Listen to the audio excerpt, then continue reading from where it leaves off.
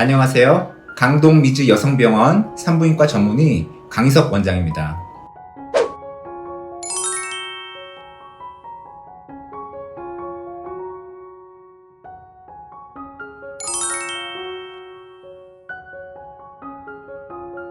지난 시간에 이어서 자궁 근종에 대해서 계속 말씀드리겠습니다.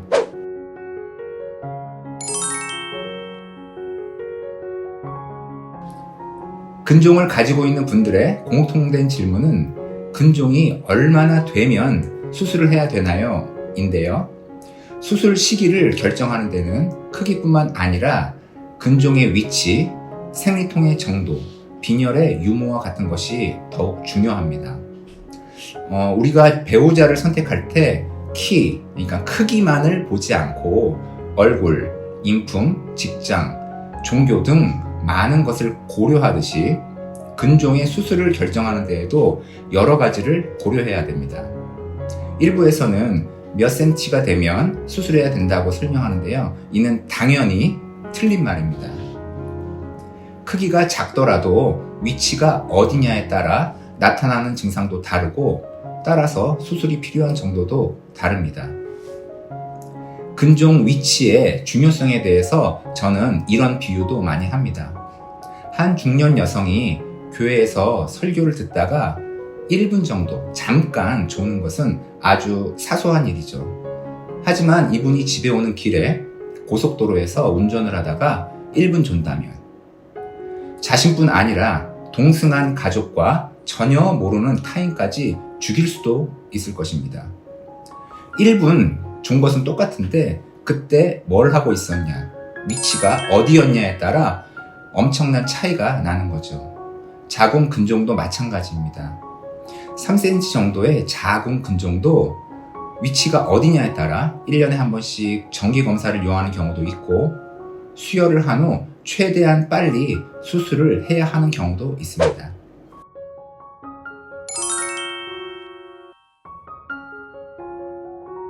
하지만 자궁 근종을 인터넷으로 검색하다 보면 크기에 대한 얘기가 너무 많이 나옵니다. 좋습니다. 그럼 크기에 대해서 이야기를 해봅시다.